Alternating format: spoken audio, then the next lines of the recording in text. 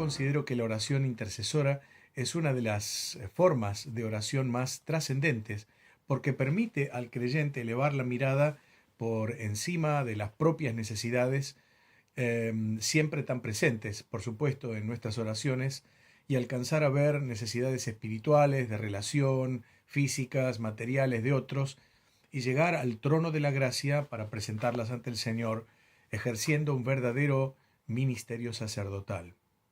La oración intercesora evidencia un interés en los demás, un espíritu de comunión y al mismo tiempo un genuino afecto fraternal.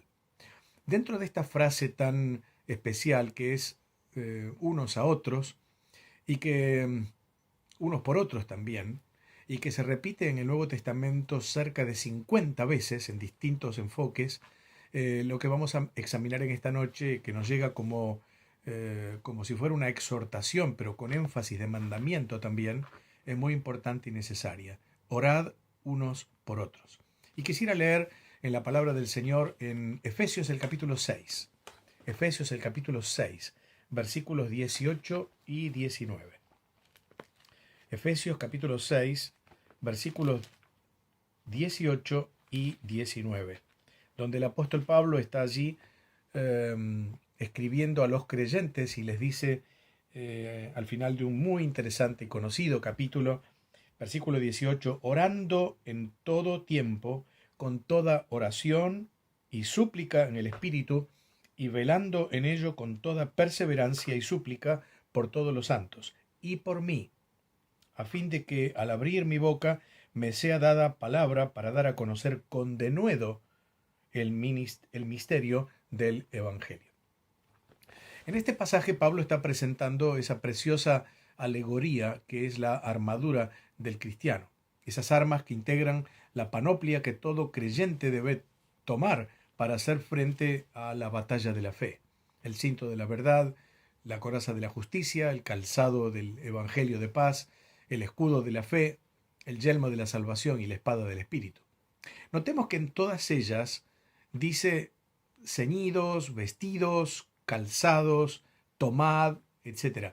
Pero la última de estas armas, que es el arma de la oración que hemos leído en los versículos 18 y 19, un arma poderosísima que es clave de victoria, sin lugar a dudas, dice orando. Orando, es un tiempo continuo, es algo constante, permanente, es como si el apóstol dijera orad sin cesar, como en otro lado lo dice. Hay 4 cosas que el apóstol expresa aquí sobre la oración y que constituyen una verdadera instrucción en el uso de esta arma poderosa y que están señaladas todas con la palabra todo, toda. La preeminencia de la oración, dice todo tiempo. La potencia de la oración, toda oración y súplica en el Espíritu. La perseverancia en la oración, velando en ello con toda perseverancia. Y finalmente la proyección de la oración, dice, por todos los santos y por mí. Claro, sería muy provechoso el poder estudiar estos conceptos, pero esta noche naturalmente solo vamos a referirnos a uno de ellos, el último, en el marco de este tema sugerido para hoy sobre la oración intercesora, orando los unos por los otros. ¿Qué es la intercesión? Probablemente lo digamos como un repaso de todo lo que ustedes han visto en este año. ¿Qué es esa actividad de mediar en favor de otros? Bueno, en primer lugar diremos que es una actividad divina. Es tan importante la intercesión que el Trino Dios mismo ejerce en sus 3 personas este precioso ministerio. Cuando pensamos en Dios el Padre, recordamos aquel versículo en Romanos capítulo 8 y versículo 31. ¿Qué pues diremos a esto? Si Dios es por nosotros, es decir, en favor de nosotros, en lugar de nosotros, ¿quién contra nosotros? En segundo lugar, la persona del Hijo, el Señor Jesucristo. En Romanos 8:34 dice, ¿quién es el que condenará? Cristo es el que murió, más aún, el que también resucitó, el que además está a la diestra de Dios, el que también intercede por nosotros. Y podríamos agregar también aquel versículo de Hebreos 7:25 tan conocido, por lo cual puede también salvar perpetuamente a los que por él se acercan a Dios, viviendo siempre para interceder por ellos. La persona del Espíritu Santo, por último, en Romanos 8:26, todo en el mismo capítulo, dice, y de igual manera el Espíritu nos ayuda en nuestra debilidad, pues qué hemos de pedir como conviene no lo sabemos, pero el Espíritu mismo intercede por nosotros con gemidos indecibles. De modo tal que las tres personas de la Trinidad están envueltos en este ministerio de intercesión. En segundo lugar, es un mandato para el cristiano. En este pasaje que leímos de Efesios capítulo 6, se presenta como una actividad normal, esperable de la iglesia del Señor. Allí dice, orando en todo tiempo, con toda oración y súplica en el Espíritu, y velando en ello con toda perseverancia y súplica por todos los santos. Y luego dice el apóstol, y por mí. La oración intercesora abarca entonces a todos los creyentes de la congregación. Todos están en la misma lucha espiritual contra las fuerzas del enemigo. Todos tienen la provisión de la panoplia del soldado cristiano. Y todos necesitan la oración como apoyo para el combate. Así como el Señor Jesucristo oró por los suyos al Padre y pidió, no ruego que los quites del mundo, sino que los guardes del mal, o mejor, del maligno, que es lo que indica allí la palabra en el original. Así también los creyentes tenemos el privilegio y la responsabilidad de orar unos por otros para estar bajo la protección de Dios, para ser guardados de los ataques del maligno y para ser librados de sus acechanzas. Pero esta oración es especial para aquellos hermanos y hermanas que tienen un ministerio más expuesto a esos ataques del enemigo, particularmente los que llevan adelante la misión de evangelizar y de enseñar, o también los que están en el gobierno de las iglesias. Por eso el apóstol Pablo dice en el versículo 19, y lo hemos leído, y por mí, a fin de que al abrir mi boca me sea dada palabra para dar a conocer con denuedo el misterio del Evangelio. No solamente por las necesidades físicas o materiales de ellos. Bueno, es bueno orar por ellas para que el Señor las supla en su misericordia, en su gracia. Como la iglesia de Jerusalén, ¿se acuerdan? Oró por Pedro en Hechos el capítulo 12 y leemos en el versículo 5, así que Pedro estaba custodiado en la cárcel, pero la iglesia hacía sin cesar oración a Dios por él. ¿Y cómo termina la historia? Dice la Escritura, las cadenas se le cayeron de las manos. Pero sobre todo por las necesidades espirituales. Pablo pide que se ore por él para que Dios le dé palabra adecuada y el denuedo suficiente para exponer el mensaje que le había sido encomendado. Pablo no era autosuficiente. Ningún siervo del Señor lo es. No solo porque todo siervo de Dios es un blanco preferido para los ataques del enemigo, sino porque es necesario una especial dotación de poder para hacer la obra, para predicar, para enseñar, para gobernar la iglesia del Señor, para mantenerse en pie, a pesar de las vicisitudes, contratiempos, luchas, ataques internos y externos que todo siervo de Dios comprometido tiene. No hay regalo más grande, no lo hay, para un siervo del Señor que le digan, hermano, estoy orando por usted. Para mí es un bálsamo del cielo.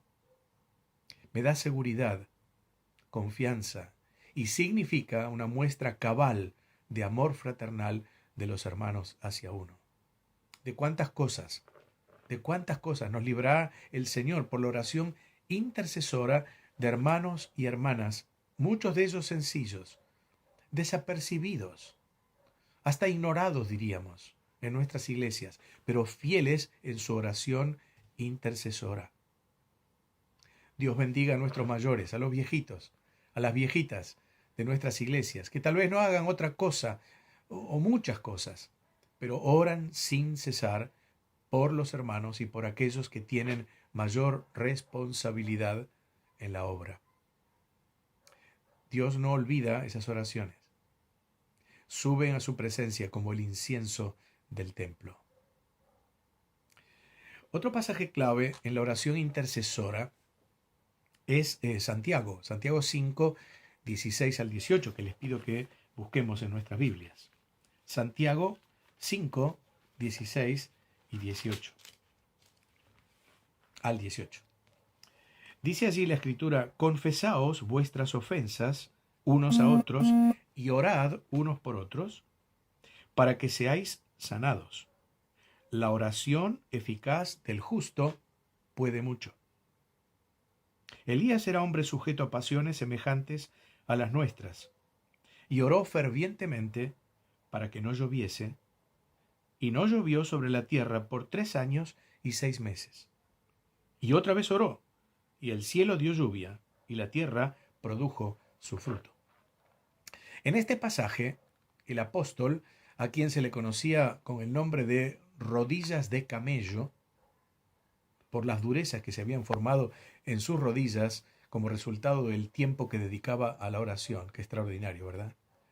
Está exhortando Santiago a dos cosas que son fundamentales para la comunión entre los creyentes, y todo en un solo versículo. Dice: confesaos las faltas unos a otros, confesión mutua, y orad unos por otros, la oración mutua. Por la primera, los creyentes confesamos mutuamente las faltas, las ofensas que cometemos, y que dice Santiago que lo hacemos muchas veces. Sin duda muchas sin darnos cuenta, pero nosotros ofendemos a todos, muchas veces. Esto lleva entonces a pedir perdón y a obtener perdón, sanando las heridas causadas y restaurando la comunión que pudo haberse quebrado. Alguien dijo que en un sentido es más fácil pedir perdón a Dios que hacerlo a los hombres. Y creo que es verdad. Nos cuesta mucho pedir perdón a nuestro prójimo por nuestros errores u ofensas, pero debemos hacerlo, a ambos, a Dios y a los hombres, porque cuando pecamos, como el pródigo, pecamos contra el cielo y contra nuestro prójimo. Se dice que la iglesia morava, antecesora o uno de los antecedentes del movimiento de las asambleas de hermanos, y también del metodismo wesleyano, tenía la práctica de reunirse 2 o 3 veces por semana para confesarse sus faltas unos a otros y para orar unos por otros para ser sanados. ¿Cuánta sanidad moral y de relación hermanable se obtendría si fuéramos más propensos a pedirnos perdón más seguido y no dejar que raíces de amargura sigan creciendo en el corazón, impidiendo una real comunión entre los hermanos, ¿verdad? De todos modos, la palabra no nos invita a confesar siempre en forma pública nuestros pecados. Si son faltas privadas, la confesión debe ser privada. Si son faltas públicas, entonces la confesión sería pública. Pero si son faltas privadas, esa resolución del problema basta con afectar a los hermanos o hermanas envueltos en el problema, en forma particular, en forma privada. Es a este tipo de faltas, sin duda, de confesión y de restitución, la que se refiere aquí el apóstol Santiago. Este acto que supone reconocimiento, que supone honestidad y que además supone sincera humildad, es necesario no solo en la iglesia, sino también en el ámbito del hogar, entre esposos, tal como exhorta el apóstol Pedro en su primera carta, capítulo 3, especialmente para los varones. Dice allí: para que no sea un impedimento para nuestras oraciones. Pero también de esposa a esposo, de padres a hijos, de hijos a padres. Debemos tener en cuenta que el pecado no confesado obstruye el camino a la oración a Dios. Es una barrera que se interpone no solo entre las relaciones interpersonales, sino también en nuestra comunión con Dios. Notemos que este pasaje de Santiago, la confesión y el perdón tienen dos resultados benditos. El primero es ser sanados. La sanidad puede ser física, puede ser emocional o puede ser espiritual. Muchas veces las heridas en los sentimientos son peores que una enfermedad en la carne. El perdón trae consuelo, trae restauración, trae bendición. Pero también abre el camino para el segundo resultado. Y el segundo resultado es que restablece la comunión. Y entonces es posible la oración por el hermano, la oración en favor de otro, pidiendo a Dios su bendición y su misericordia hacia nuestro hermano, hacia nuestro prójimo. Dice Simon Kistemaker en uno de sus libros exegéticos, la belleza de la comunión cristiana se manifiesta en la práctica de la oración mutua una vez que los pecados han sido confesados y perdonados. El ofensor y el ofendido oran el uno por el otro y juntos encuentran fuerza espiritual y consuelo en el Señor. ¡Qué bendición! El poder perdonarnos para luego poder orar unos por los otros. Pero además, el apóstol asegura que la oración eficaz del justo, es decir, de aquel que vive una vida agradable delante de Dios, que manifiesta a través de sus frutos una vida recta guiada por el Espíritu Santo, asegura que esa oración puede mucho.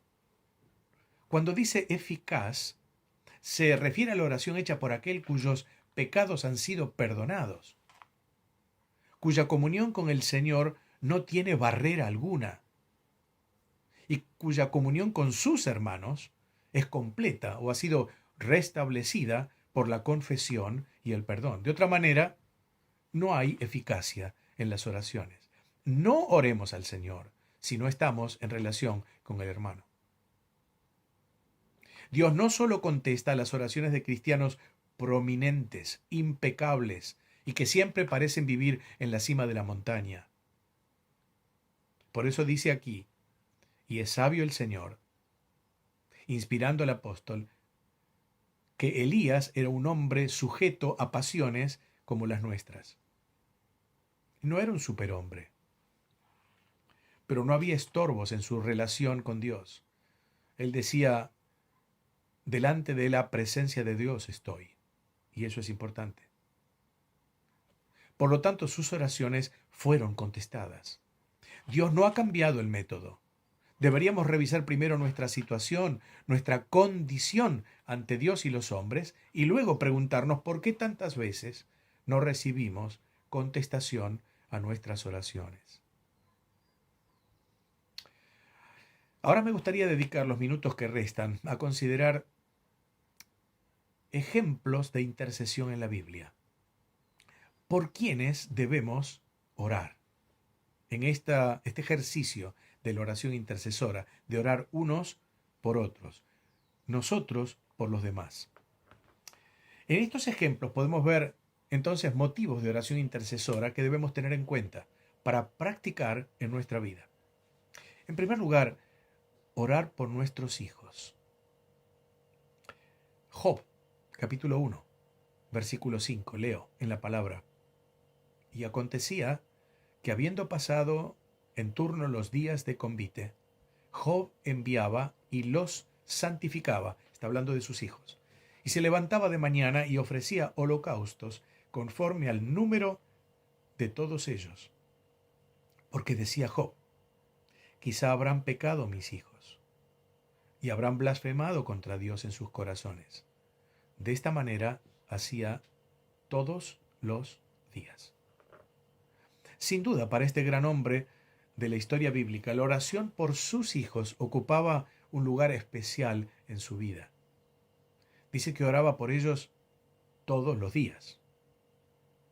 El orar por nuestros hijos debe ser un ejercicio permanente. Como varones tenemos la responsabilidad de ser responsables de nuestros hogares. Las mujeres, las esposas, lo toman por naturaleza como una tarea muy especial. Así que, juntos, es vital esta oración intercesora para que Dios tenga misericordia de ellos, para que les libre de tentaciones, para que les guíe en sus decisiones, para que les aliente en el camino y les provea según sus necesidades. En segundo lugar, orar por la familia. Ahí tenemos a Abraham. Lo recordamos en Génesis 18, intercediendo ante Dios por su sobrino y por su familia. Aquellos estaban en Sodoma, recuerdan. Ni siquiera había 10 justos en aquella ciudad. Solo se salvaron Lot y sus 2 hijas. Pero la oración de aquel campeón de la fe fue necesaria para que Dios en su gracia permitiera que el justo Lot, como le llama la Biblia, fuera librado del castigo divino.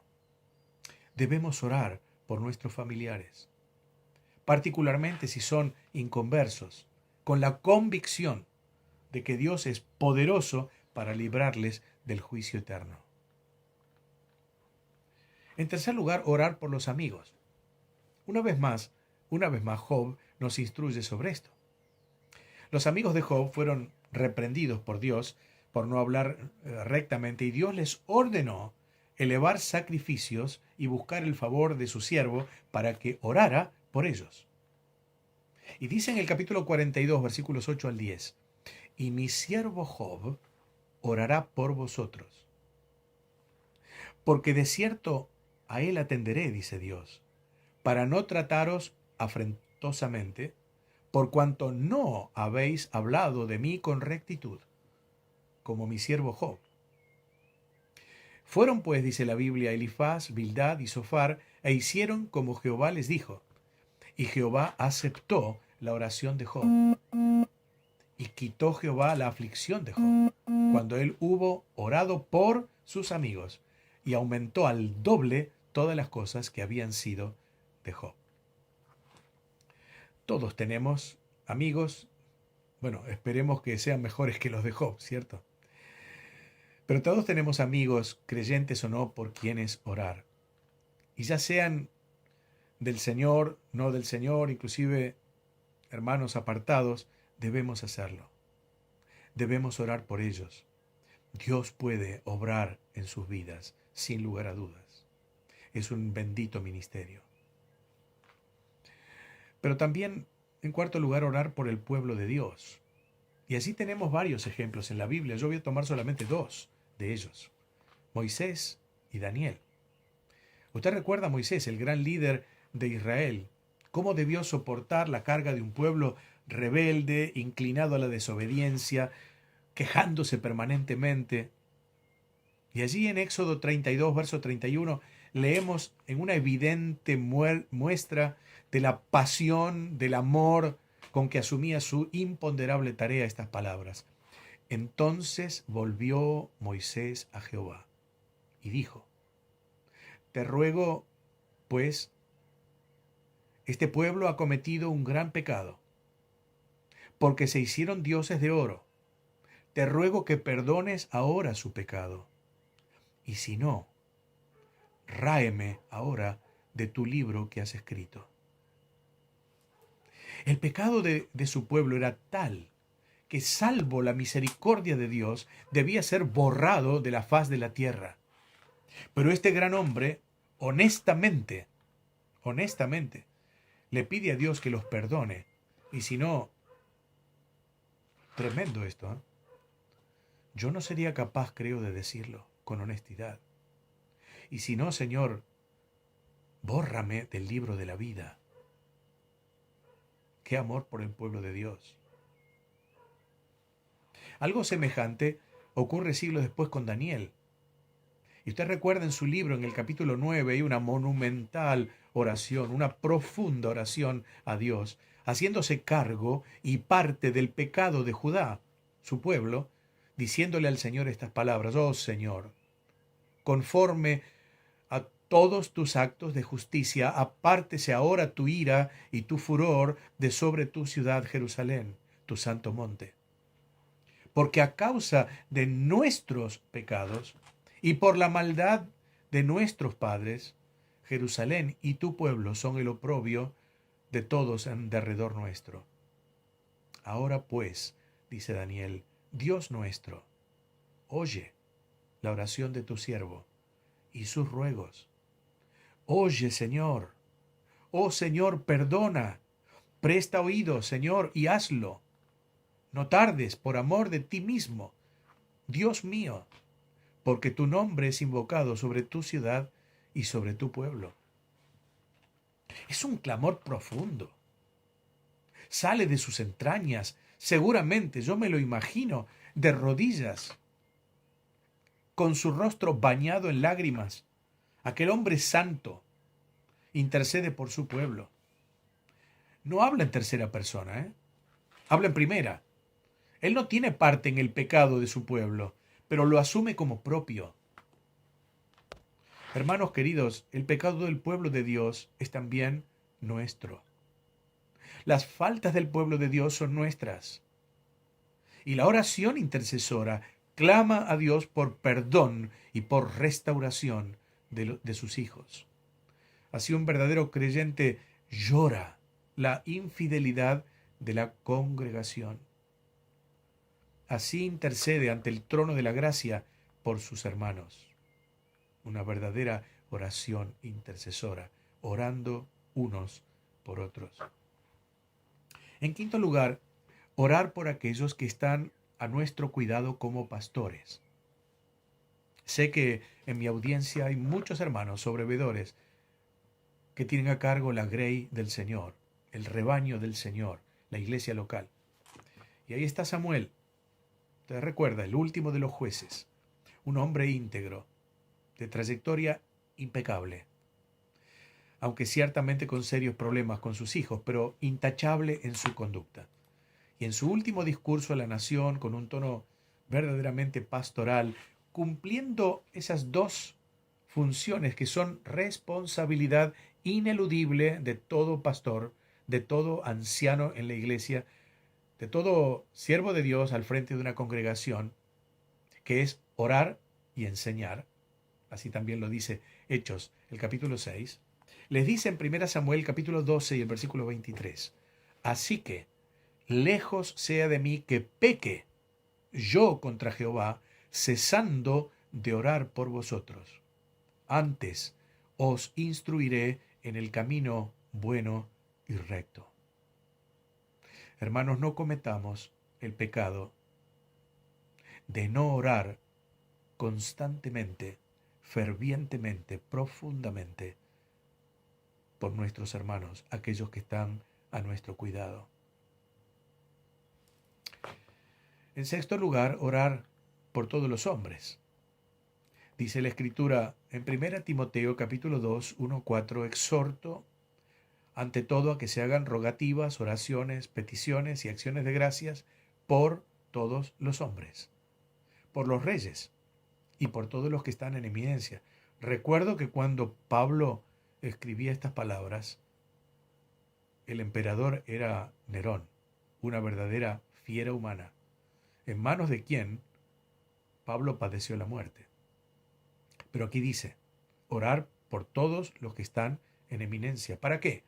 Para que vivamos quieta y reposadamente, en toda piedad y honestidad, porque esto es bueno y agradable delante de Dios, nuestro Salvador, el cual quiere que todos los hombres sean salvos y vengan al conocimiento de la verdad. La oración es esencial para el testimonio del Evangelio, de modo que Dios actúe con poder, conquistando almas del poder del enemigo para llevarlas al reino de Dios. Aún en la Biblia se pide orar no solamente por todos, por las autoridades, dice por nuestros enemigos también. Dice Mateo capítulo 5 y versículo 44, pero yo os digo, amad a vuestros enemigos, bendecid a los que bendecid a los que os maldicen, haced bien a los que os aborrecen y fíjese, orad por los que os ultrajan y os persiguen. De modo que la oración intercesora también es por aquellos que son nuestros enemigos. Cosa difícil de hacer, pero posible en el poder del Señor. En séptimo lugar, orar por los siervos de Dios. Voy terminando. Primera Tesalonicenses capítulo 5 y verso 25, Pablo dice, hermanos, orad por nosotros.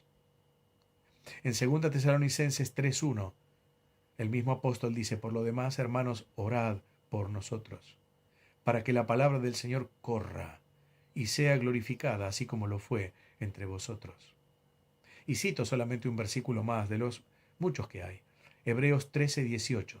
El autor a la carta dice, orad por nosotros, pues confiamos en que tenemos buena conciencia, deseando conducirnos bien en todo. Si hay alguien que necesita las oraciones del pueblo de Dios, es cada siervo del Señor. Los siervos del Señor necesitamos oraciones a nuestro favor. Pero quiero agregar al final de nuestro mensaje 2 ejemplos más de oración intercesora. Uno, naturalmente, el máximo ejemplo de la oración intercesora, el Maestro, el Señor, orando por los suyos. Y solo voy a recordar en esta noche 2 aspectos de su oración intercesora. En primer lugar, el Señor ora por unidad, tan necesaria para nosotros. Juan 17 es la sublime oración sacerdotal de Jesús por los suyos. Y en ella el Salvador ora, capítulo 17 y versículo 9, diciendo estas palabras: yo ruego por ellos. No ruego por el mundo, sino por los que me has dado, porque son tuyos. Pero en los versículos 20 y 21 agrega: mas no ruego solamente por estos, sino también por los que han de creer en mí por la palabra de ellos, para que todos sean uno. Ahí estamos nosotros, usted y yo, mi hermano querido, mi hermana querida. Como tú, oh Padre, en mí y yo en ti, que también ellos sean uno en nosotros, para que el mundo crea que tú me enviaste. Unidad. Pero además también por fortaleza. La intercesión del Señor es tan necesaria en este aspecto, en la lucha que tenemos diariamente. Recuerda aquellas palabras del Señor en Lucas 22, 31, 32, cuando le dice a Pedro, le advierte sobre lo que iba a ser la experiencia de prueba para su discípulo. También para nosotros, obviamente. Y allí dice el Señor: Simón, Simón, Satanás os ha pedido para zarandearos como al trigo, pero yo he rogado por ti. Zarandearos a todos, pero yo he rogado por ti, en forma personal. El Señor ruega en forma personal por usted y por mí. Por vos y por mí. Yo he rogado por ti, que tu fe no falte.